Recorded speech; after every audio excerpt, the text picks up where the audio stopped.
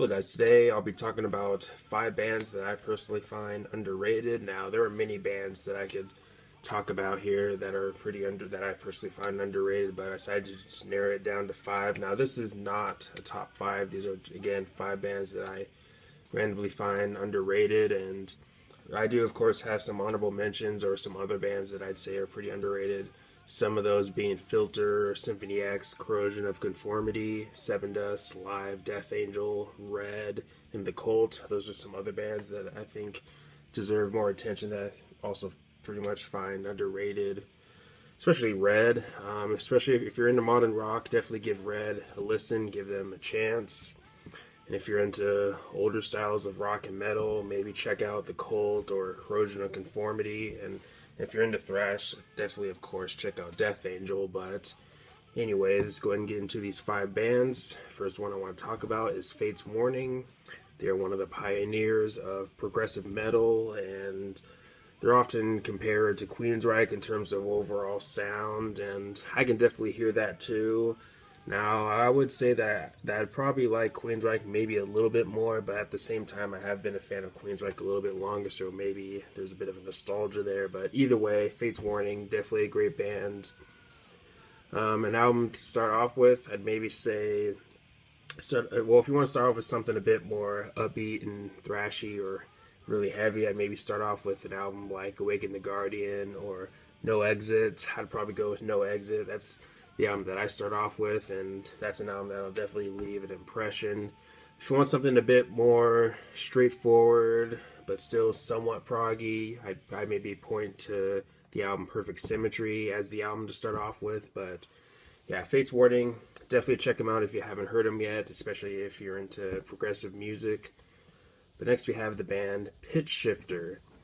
Now, if you're into nu metal or industrial metal, definitely check out Pitch Shifter. If you're into the more industrial side of things, definitely check out an album like www.pitchshifter.com or the album Desensitized. If I pronounced that correctly, I could be wrong, but that's their second album.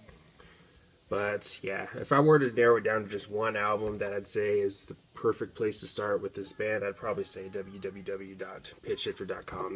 That's probably their biggest commercial album, you could say, and has some of the best known songs. If you want to start off with certain songs, I'd personally start off with songs like Genius or Microwaved or My Kind, A Better Lie, just to name a few songs. But definitely check out this band if you're again into industrial metal or nu metal.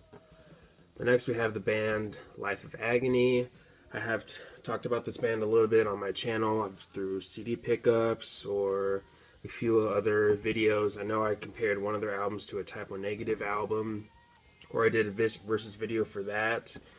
But yeah, if you're into New York hardcore, definitely check out their first album, River Runs Red. That album is a concept album, so if you're into concept albums, definitely give that album a listen. Lyrically, a bit on the darker side of things. The concept is basically about a kid going through pretty much a hell of a week, feeling a bit suicidal and having a family that's a bit, you could say, abusive. But yeah, definitely an album worth checking out. If you're into the more nu metal side of things, or maybe into bands like Korn or maybe Deftones, definitely check out their second album, Ugly. Life of Agony doesn't have the strongest discography, and they don't really stick to one sound with albums in a row, to be honest. Their first album is a bit more New York hardcore with a little bit of alternative metal and groove metal, while you have the album Ugly, which is their second album, which is a bit more, I don't know if I'd say nu metal, but definitely alternative metal. It's a bit more raw and emotional. And then you have the third album, Soul Searching Sun, which is a bit more alternative rock, a bit more melodic, and dare I say, maybe a little bit experimental at times, especially with certain songs. Then you get to their 2000s work. I mean, their last 2 albums have some similarities, but their last album was actually a sequel to their debut album, River Runs Red. But yeah, Life of Agony, definitely a band worth checking out. They definitely mix multiple styles, and if you're really into that, definitely, again, check them out. But next we have the band Fear Factory. Hands down, in my opinion, one of the most underrated bands out there. Now, they they had their time of popularity a little bit from the mid to late 90s period. They had some success with, of course, The Manufacturer, which is, you could say, is a landmark album in metal because it mixed sci-fi themes and metal music, in my opinion, very well, and it's often considered their best album, either that album or the next album, Obsolete. Obsolete is their most commercially successful album, and yeah, definitely a great band for sure. And they're coming out with a new album this year, and sadly, they did lose their singer, Burton C. Bell. I don't know anything about any replacements. I'm not sure what's going on with that, but either way, we're going to get a new single from them actually next week on Friday, and I'm definitely looking forward to that. But yeah, if you're into industrial metal, definitely check out this band for sure, especially if you're like your industrial metal on the more heavier side of things. But yeah, definitely a great band for sure, and definitely probably one of the most underrated bands of the 90s, especially 90s metal. But finally, we're going to go ahead and go to my final band here on this list, and that band is Faith No More. They're often lumped in with the funk rock or funk metal scene, along with bands like Red Hot Chili Peppers and Primus. I think Mordred is another band that's put in there. I could be wrong, but Faith No More, they're actually one of my personal favorite bands, to be honest. I mean, their fourth album, Angel Dust, is one of my favorite albums of all time. Definitely give that album a listen, especially if you're into alternative rock. There's a little bit of metal in there too. There is some more experimental moments on that album too.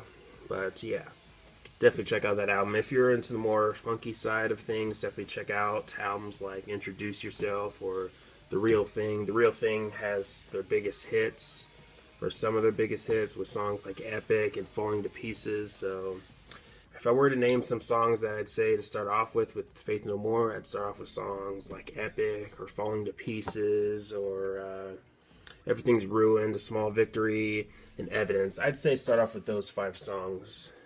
Those songs should give you a decent idea or a good idea of what the band is all about for the most part, but they're not a band that really sticks to just one sound, so I'd say check out a few songs from each album, you could say, but yeah, Faith No More, definitely a great band that I think is somewhat overlooked. I mean, their lead singer, Mike Patton, does get his fair share of praise, but for the rest of the band, I think they're kind of underrated in general. But yeah, again, definitely check out Faith No More.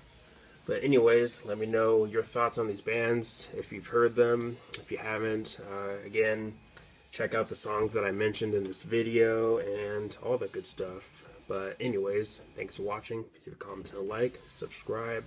Have a nice day, and take care.